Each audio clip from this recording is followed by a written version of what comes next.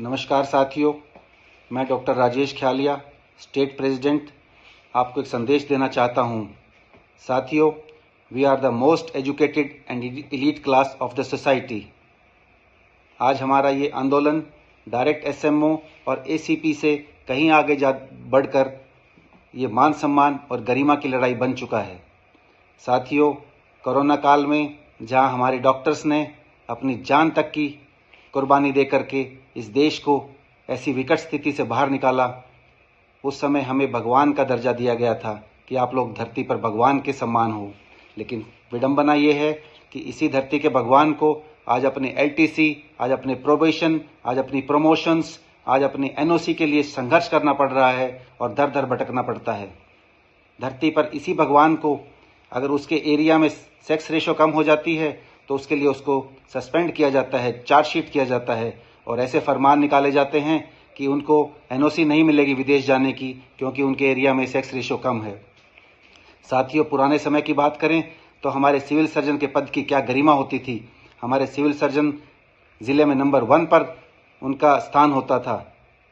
और आज ये सरकार हमारे नए डॉक्टर्स को, हमारे मेडिकल ऑफिसर्स को धमकाने का और डराने का काम कर रही है। आज उनकी आवाज़ को दबाने का जो प्रयास किया जा रहा है, आज मैं उनको कहना चाहता हूँ, अरे साहब, आप लोगों ने तो हमारे सीएमओ, हमारे डीजी के पद की गरिमा, उनकी अहमियत, उनका लेवल कितना गिरा दिया है और अब आप हमें कितना दबाओगे। हेल्थ इतना इम्पॉर्टेंट इशू है, ये सरकार को समझना होगा। पिछले 20-25 साल से हम देख रहे हैं डॉक्टर्स की कितनी शॉर्टेज है हेल्थ डिपार्टमेंट में। लोग नौकरी छोड़ कर जा रहे हैं, लोग ज्वाइन नहीं कर रहे हैं और ये धमकी दे रहे हैं कि हम आपको जॉब से निकाल देंगे। अरे कितनी विडंबना है साहब, कुछ तो आप लोगों को सोचना पड़ेगा।